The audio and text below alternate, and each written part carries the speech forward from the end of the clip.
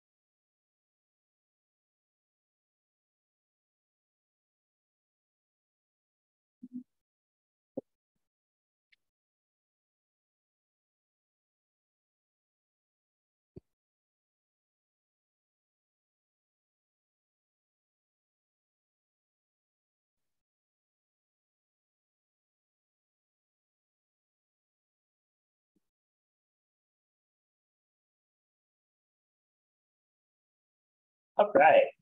Welcome back and good afternoon. Let's go ahead and get started. So today we will be picking up a little bit more on being able to run and facilitate group meetings effectively. Today is also our last class meeting before you have your small group assessment due. So I do want to take some time to just go over a few reminders, expectations, and things to do to help you to prepare for that assignment. So to get us started for today, last class, we talked a little bit about meeting facilitation, right? What does it mean if you are in charge of running a meeting to do so effectively? And how can we do that in a lot of settings, including in digital settings, right? So we went around and we shared some of the ways that we've experienced challenges with running meetings and ways that you could effectively facilitate a meeting. Talked a lot about how a lot of meetings, it feels like you're jumping between different agenda items. It feels like there's not a very full sense of purpose. So we were able to break down some of those ideas to talk about more effective group meeting facilitation. So the small group assessment assignment is due on Sunday by 11:59 p.m. I do want to give just a few notes here regarding some of the things I've noticed so far. So I've received and responded back to people who have so far sent me a rough draft or outline. So you should have that feedback already. If you want to send me a rough draft or outline, that's optional for feedback. You're welcome to do that by the end of the day today, and I will turn feedback around to you by Saturday or Sunday morning at the latest, because I have no work-life balance. Alternatively, if you try to send it to me past Friday, I'll do my best to respond and get it back to you as soon as I can, but I can't guarantee that I'll have that back to you in time. For this small group assessment, remember that if it's late, you haven't checked in about an extension, it's -5% for each day it's late. I had a couple questions come up about the activities and scenarios you all are choosing, right? So it's recommended in the assignment to pick 2 of them.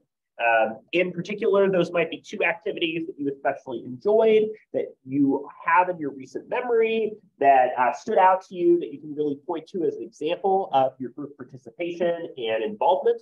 But if you do want to pick more than 2, you can. I just encourage you, if you're doing that, to make sure that you have the quality and depth that you need in order to address the prompt, right? So if you were very vaguely talking about every prompt that we did in the class, that doesn't really get into the detail that is needed for this assignment. So I do encourage you to try to focus on quality over quantity, really showing examples of your involvement and participation as it connects to the prompt.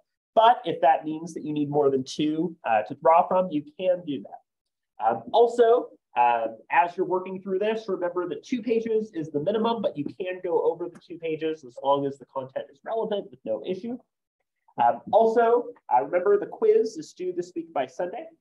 And then just to make sure that everybody's on the same page with regard to citing for this assignment, I've added an additional announcement.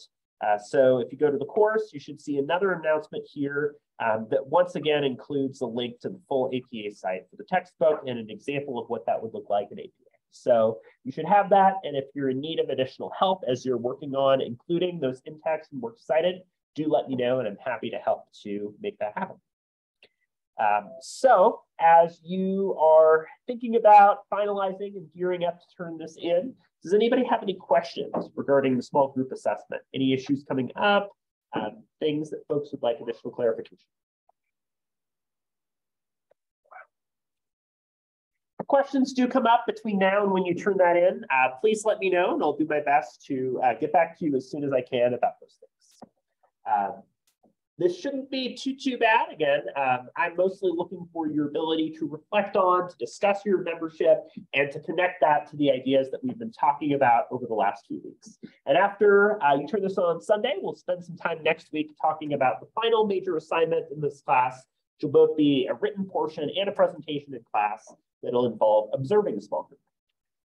So last class, we talked about the idea that facilitating group meetings effectively involves past, present, future, right? It involves us putting in the preparation and work that's needed, such as creating an agenda, such as creating material that you're ready to present to the group, such as reviewing some of the things that you've worked on in the past, right? That work is important. Running the meeting is also crucial, right? And it involves our ability to effectively keep pace, to work through the agenda, in a clear fashion, to structure the meeting in a way that works with what people need, and it means to participate if we're an audience member, right? And then follow up, tell me what you told me, right? Including a good summary of the meeting, including minutes, making it clear what happened in the meeting and where you go next. So if you, for instance, are assigning people into roles or tasks, Brett is in charge of picking up our guest speaker from the airport, while Cindy is in charge of helping them to secure lodging, right? That helps us to make sure we understand what came out of the meeting. Big part of the meeting feeling meaningful is feeling like after the meeting, we remember and know what to expect. I'm not going to go over all of these again, just to remind you all about facilitation, right? Some of the things important for facilitating and making a meeting go well is being positive, is guiding the group, sticking to the agenda, not jumping around too much, but making it clear why we're moving around if we need to. We'll talk more today about some of the ways that you can efficiently do that in a more structured capacity.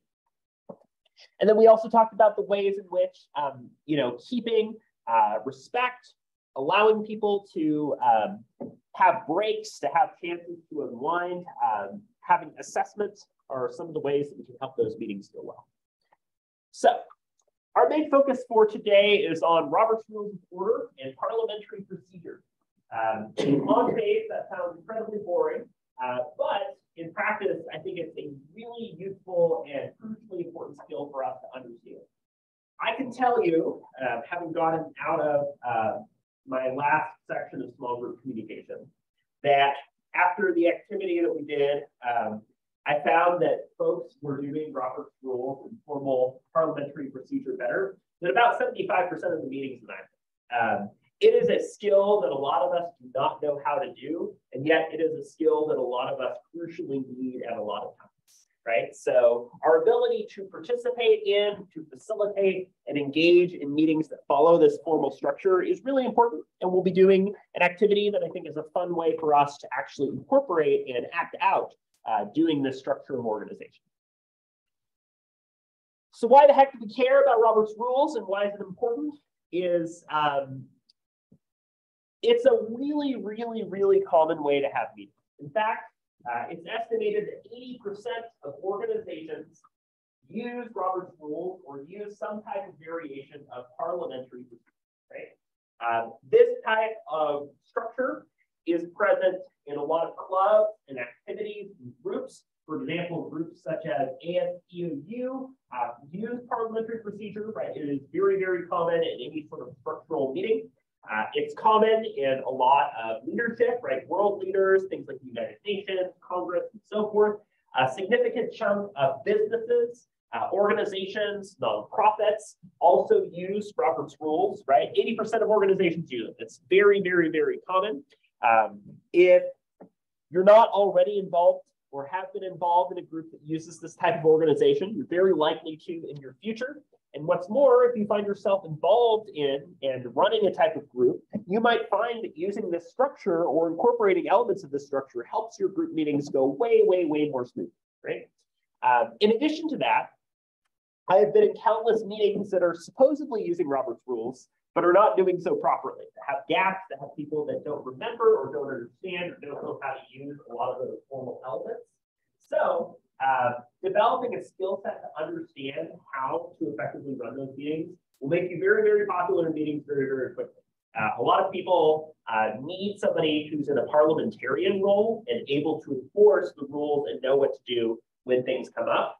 Additionally, if you find yourself involved in a group meeting that involves Robert's Rules, you might find yourself unsure of how to participate or how to get involved, right? So understanding how these types of meetings work ensures that you're able to participate and stay in the meeting in a way that's appropriate and not out of step with the expectations. Okay.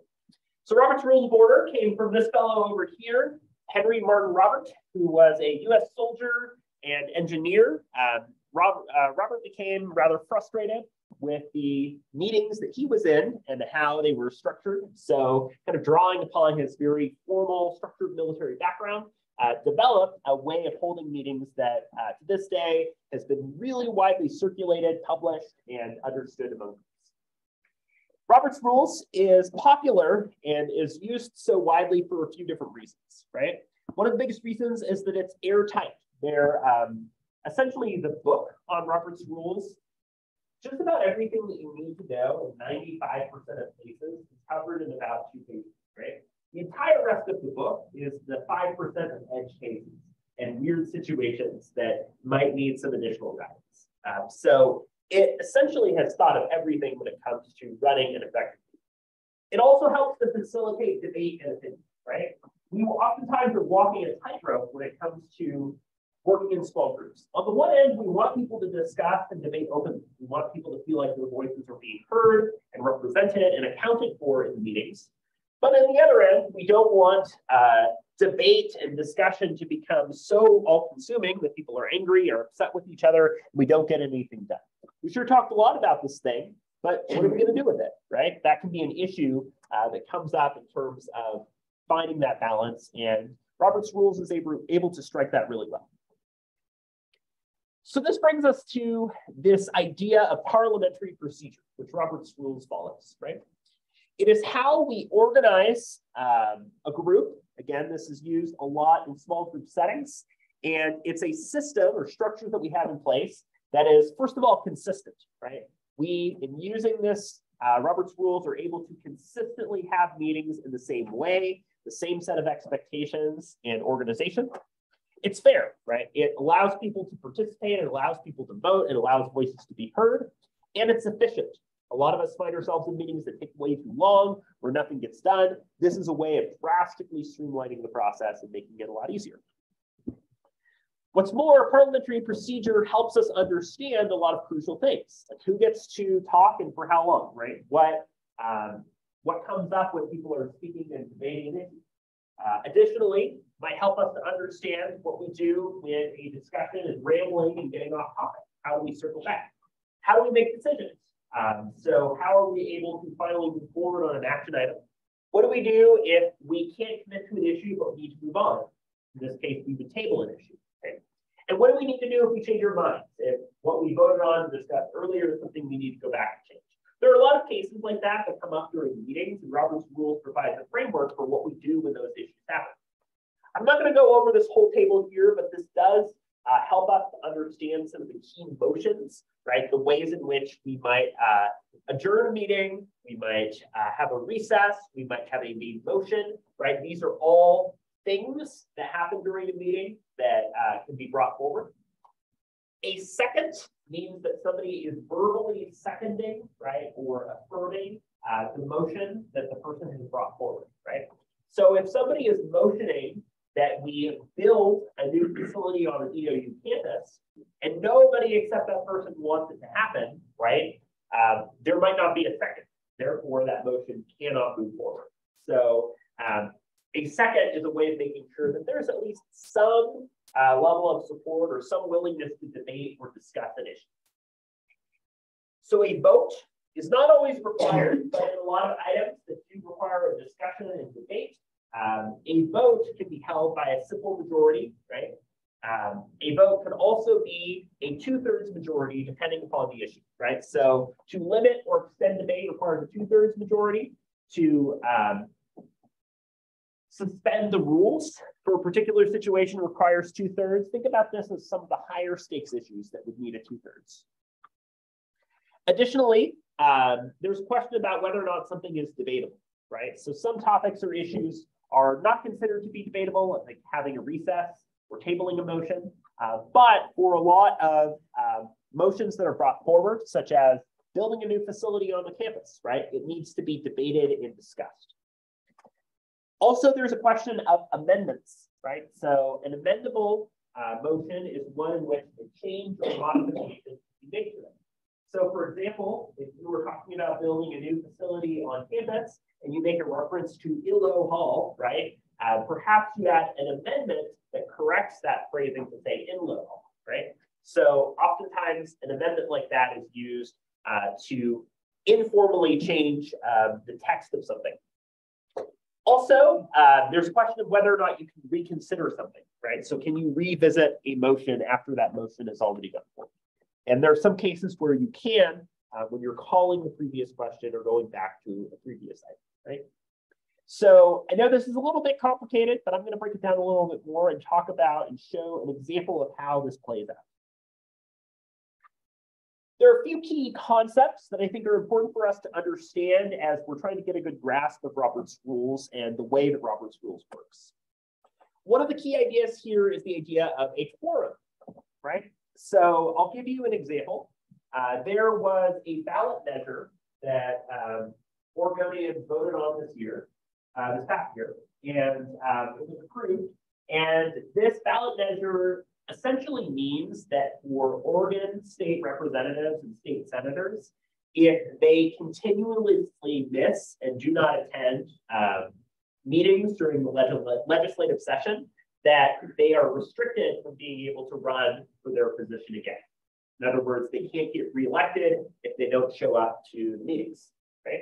The reason why this was important and the reason why this was hotly debated was because we had a number of state representatives and senators who might have some potentially controversial issues or legislation that was on the docket that they disagreed with. So rather than coming in and voting no, and knowing that they were going to get outnumbered, their option was to not go. And as a result of not going, right, legislative assembly could not reach a quorum. They could not reach the required number of people to vote on and approve it in the first place. Right? So a quorum is essential because you need enough people who are involved in the meeting, representative of the meeting, in order to actually vote, right? Think about it another way.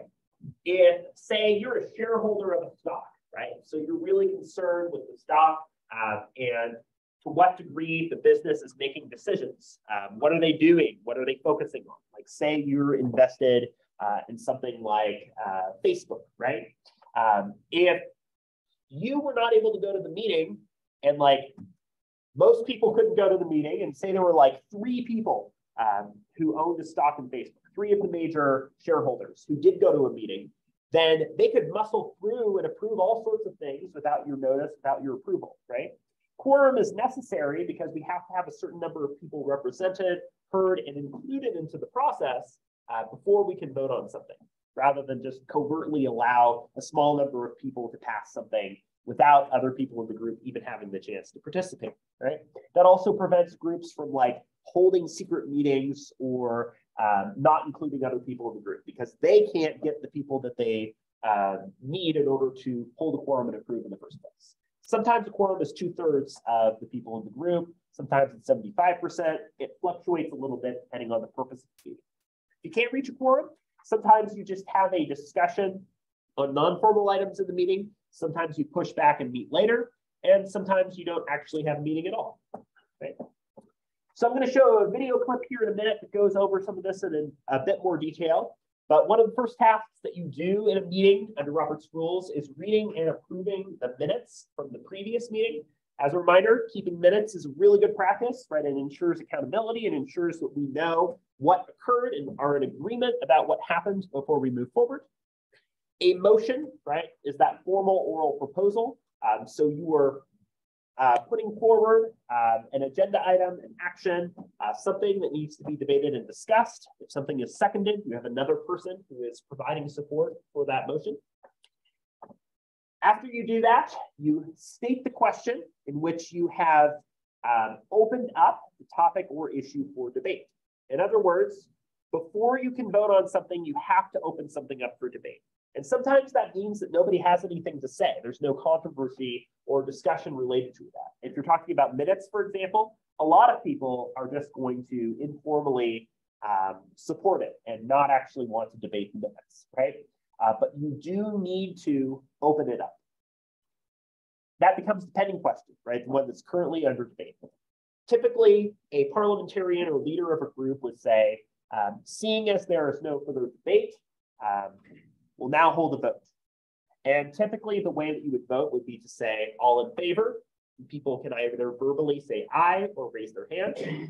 All opposed, and people will either verbally say no or raise their hand as well.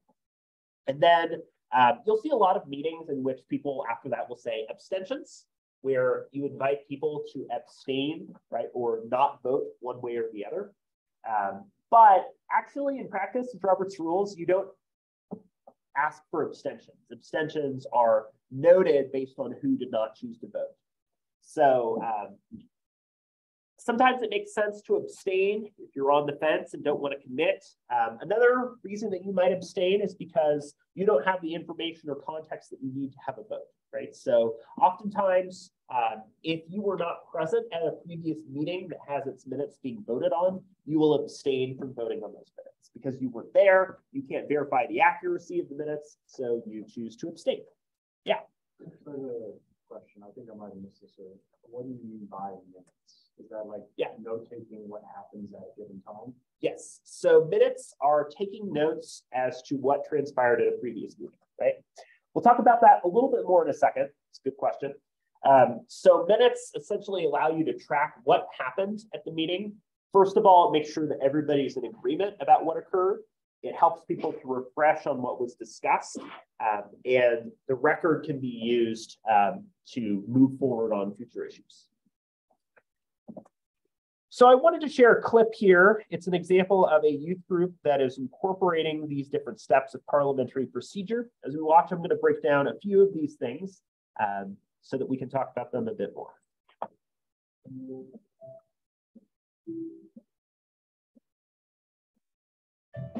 Parliamentary procedure was created to keep organizations running in a smooth and efficient manner.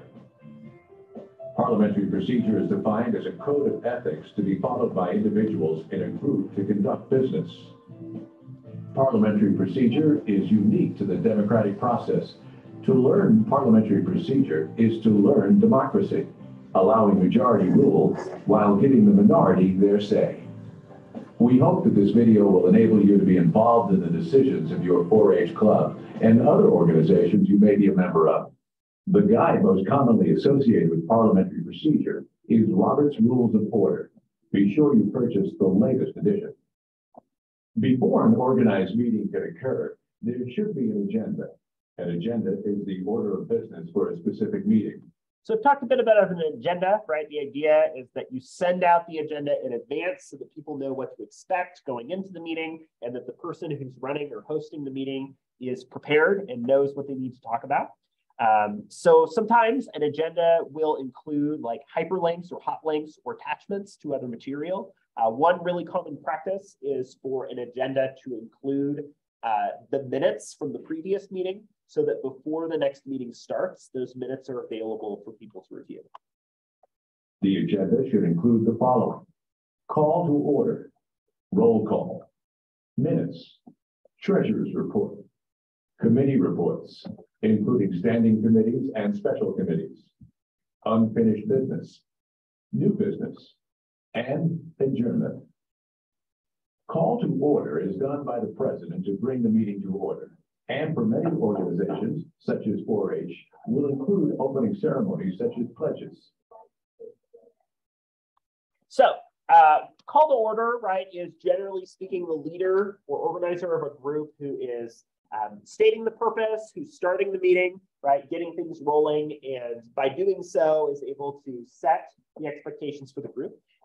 You don't have to necessarily bang a gavel most of the time that you don't, but it is a way of recognizing that the meeting has begun. Roll call is done by the secretary. Roll calls are used to determine quorums and majorities by those attending the meetings. So not all groups have a secretary, but roll call is an opportunity for someone such as the group leader to assess the number of people who are there in the group. That's crucial in order to determine if a quorum has been reached in the group, right? So taking a roll call is useful if somebody is taking minutes because it lets them figure out who was and was not in attendance. It's also really useful because it determines, okay, maybe we have a group of 10 and we need at least 6 people there if we need to vote on something, right? Have we reached the 10? Have we hit quorum? So roll call can be used to determine that. Minutes are the recorded transactions from the previous meeting, and in youth organizations are generally read by the secretary.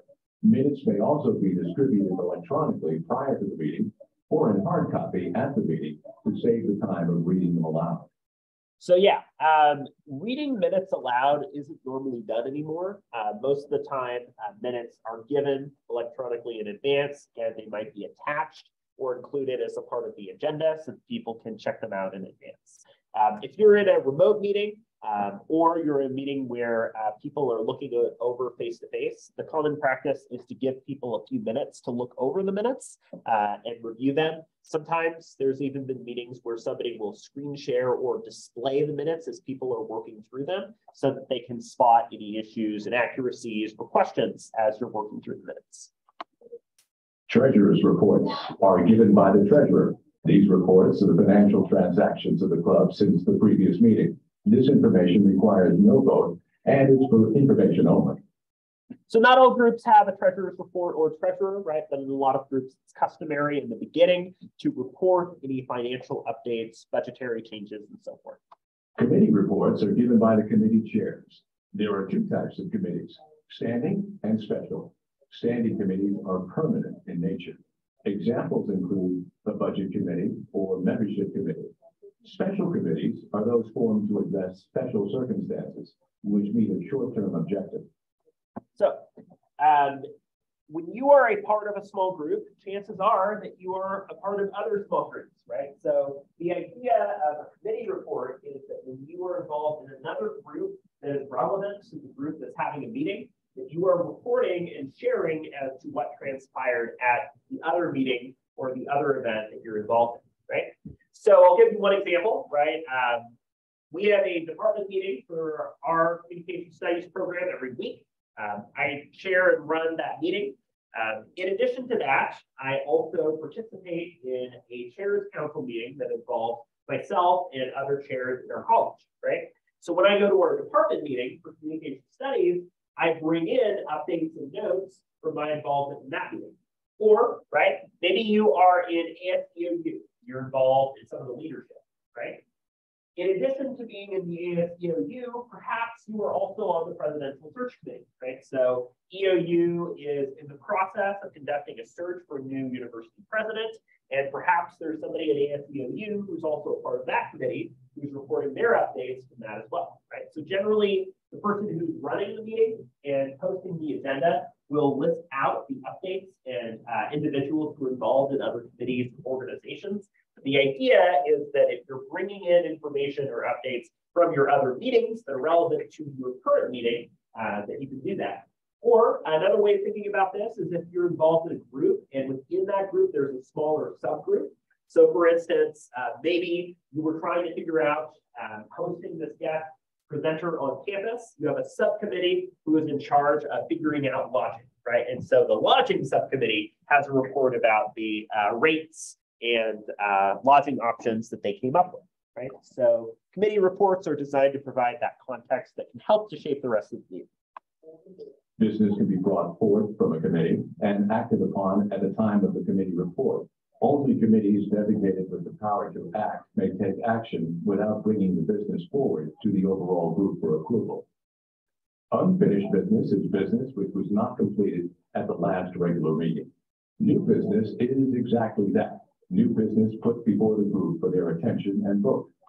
So, it's maybe surprising to know, but we generally, when we use Robert's rules, will start once we get through all the logistical updates and things that don't need to be voted on. We start with the things that were unfinished from the previous meeting, right? So as a result of that, that can oftentimes mean if meetings were not run well or organized well, that you have this accumulation and stacking of things from older meetings. If you didn't get to enough time or you tabled, right, or kicked the can on issues from a previous meeting, you generally start with that old business first. So sometimes it can be strategic for somebody not to bring in much new business because they have so much old business to have to work through, right? So that can oftentimes be used in how some of these groups are organized. And then new business will be areas of discussion brought forward in this meeting.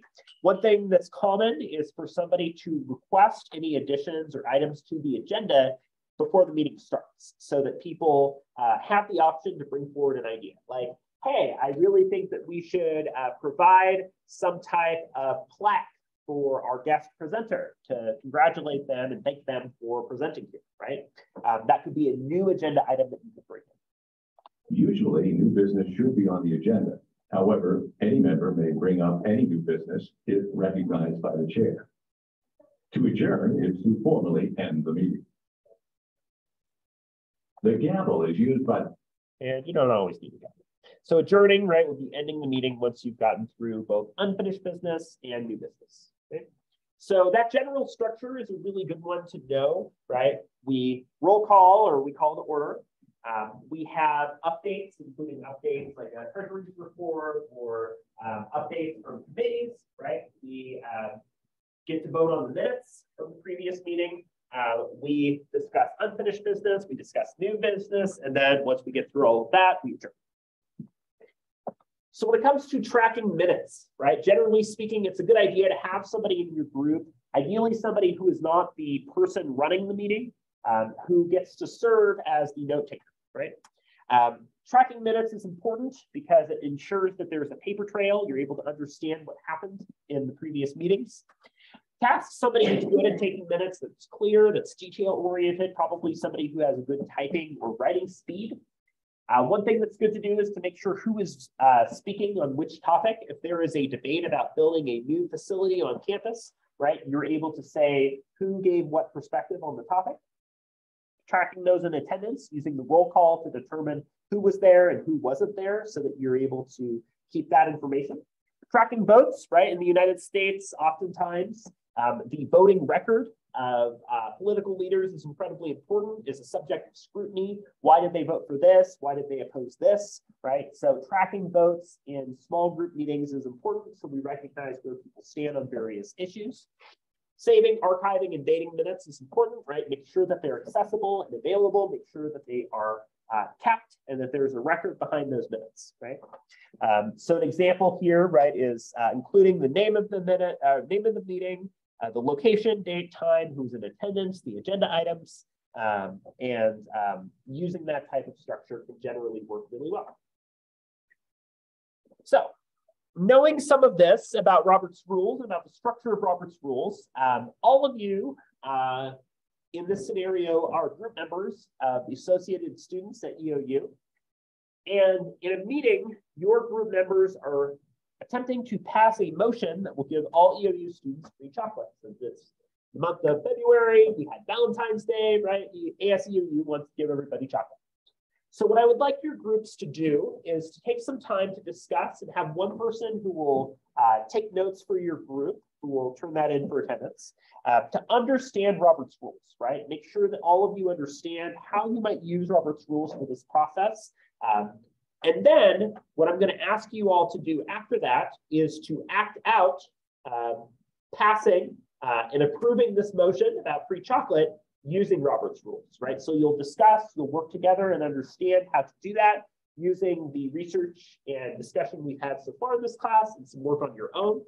Once you have that good grasp, I'll ask each group to act out and approve this motion using Robert's Rules. And it's okay if you don't get it perfect, we'll workshop it together, but this is a chance for us to see how that can play out in action. All right, so let's do a group with one here on this side, Gabriel. 1, 2, 3, 4, and 5. And then we'll do a group of 1, 2, 3, 4, and 5. So take some time to move over to your group, and I'll give you about 10 minutes or so to figure out Robert's Rules, figure out how you would use Robert's Rules to approve this motion, and then I'll ask you to act out approving this motion to the class.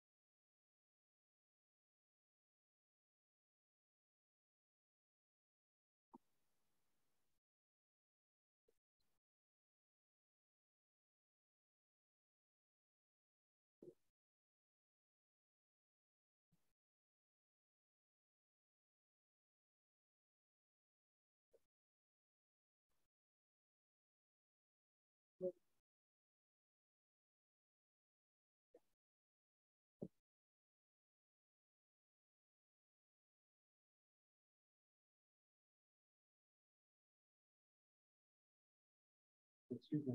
Yeah, what's up? We have a question. Yeah.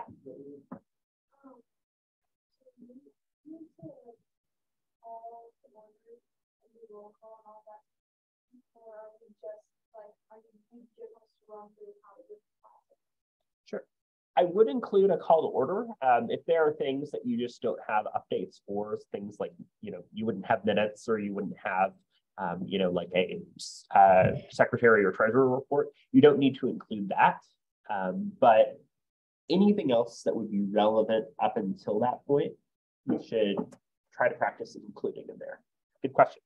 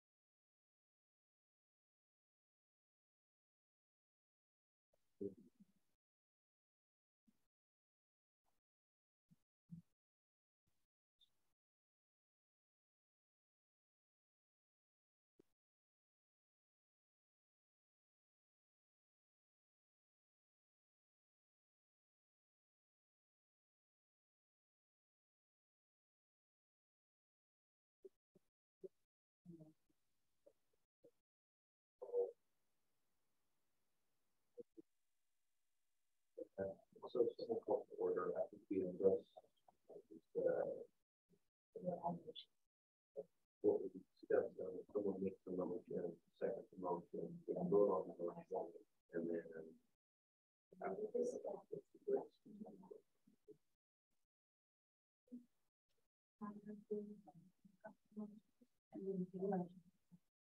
Yeah, anyway, that, and then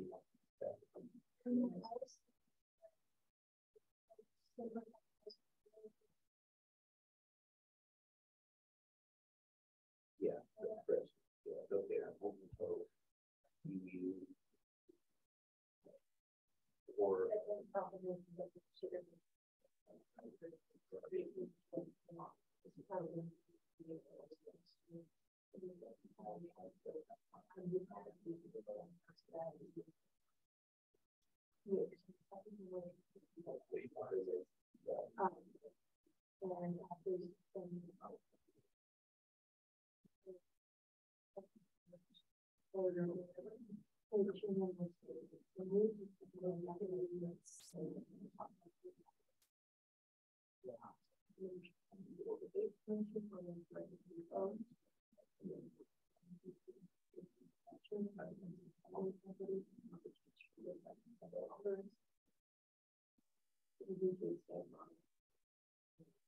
so essentially, majority rules, we can pass. How do we wrap that up?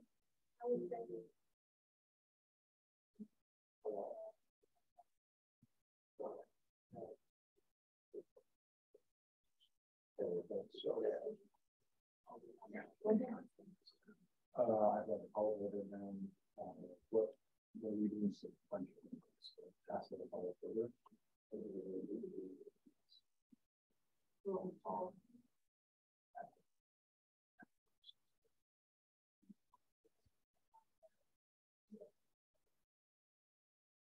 you about 2 or 3 more minutes.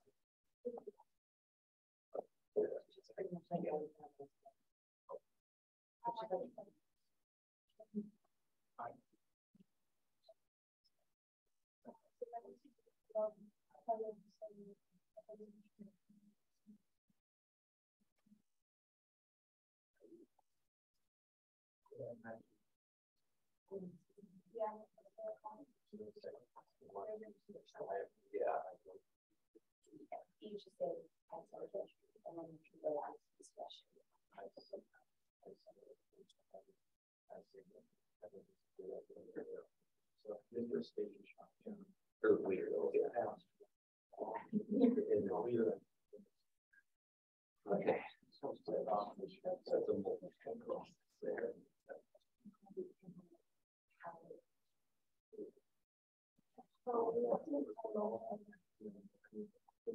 Oh, right.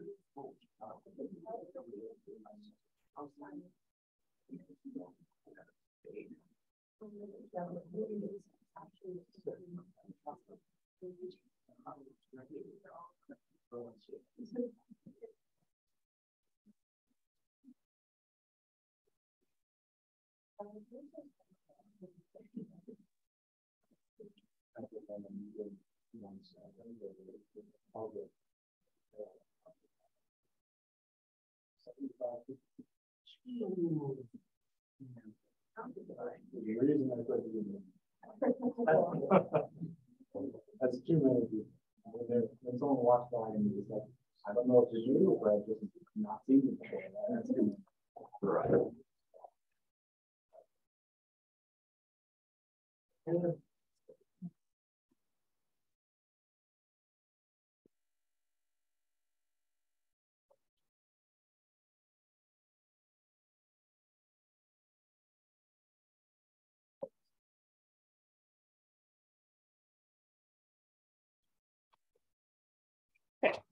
Sounds like groups are just about done here. So let's hear from each group and have them act out to the best of their ability. It's okay if it's not perfect. We'll work through this together to try to get a good handle on these different steps. So we'll start with the group here on the side. Yeah.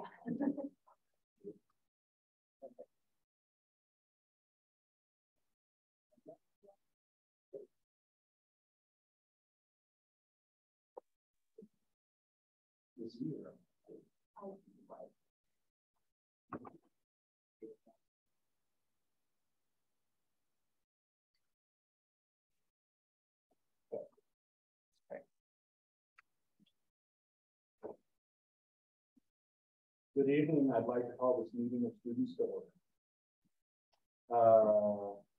Gabe, Lauren, Izzy, Nigma.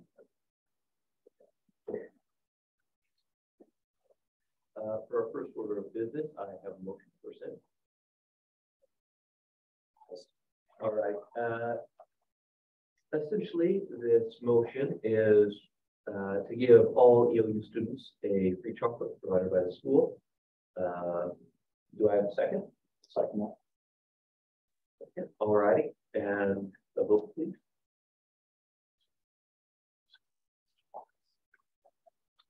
This motion has been seconded. All in favor, please raise your hand. This motion has been passed. Thank you for your time. All right. Awesome. So nearly perfect. Y'all hit on, having the vote, having the second, all of those points. It did really feel like a meeting using Robert's rules, which is great, and was done much better than most meetings. The one thing to make sure to include is after you have the second, right? You have the motion, then you have the second. Make sure you are opening it up for debate, right? There doesn't have to be a debate. People might be in agreement that you want to make sure to open it and offer it in case there is debate or discussion. If you go straight to a vote, then people might be frustrated because they didn't get the chance to voice their opposition to spending that amount of money on chocolate.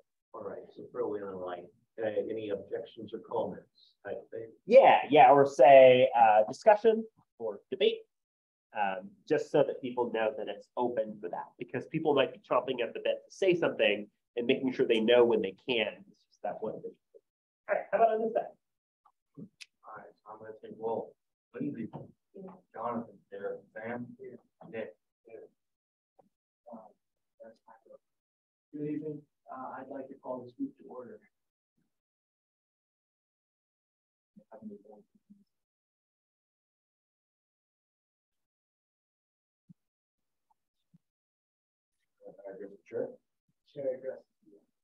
would like to motion that we give free chocolate to all the ELU students. I second that it is a good idea because it will make the ELU students feel appreciated. Those in favor of the motion, give free chocolate to students, say aye. Aye. Motion is carried. Again, really close. So like the other group, make sure that you are inviting debate after you have the second, right? Discussion or debate before you have the vote. The other thing to make sure to do is, Nick, the inclusion of the second is good, but the rationale and the reason for the second, right? You explaining why it's a good idea to include it, that would be something you would want to have later when you're having the debate session. So typically when somebody is seconding is the only thing that they need to do, right? So you have some really good points here, and I like your addition to the discussion, but you'll just want to bring that in after you second, and the chair invites debate. Yeah, I second, right? And then once it's second, it's been brought forward to the debate, right? Think about it as a second is to make sure that it's brought to that point where people can talk about it, right? Sometimes people will second something if they oppose it because they want it to be brought forward so that the vote can fail so that it's off the agenda, right? So seconding does not necessarily mean you support it. It means that you're willing to have that be debated and be discussed, right? So sometimes it can be used strategically to put forward something that isn't going to pass. All right. So again, I appreciate your engagement here. And since my last class to say for this class, this is better than most of the meetings I'm in. So I appreciate your engagement and getting the hang of this structure. Again, if it's not one you've used already, it's one that you will almost certainly see at some point in your life, and developing a skill set for doing that effectively, I think is a good thing to know. Talked about Robert's Rules of Order, formal structure, and organization for meetings today. Next week, we'll talk about group leadership. What does it mean to be a good leader, a good manager? What does it mean to run a group effectively? So I asked you to take some notes with group member names. So please email or pass that forward to me. Have a great weekend. Best of luck completing the assessments. And I will see you all again next week. Thank you. Thanks. Yeah.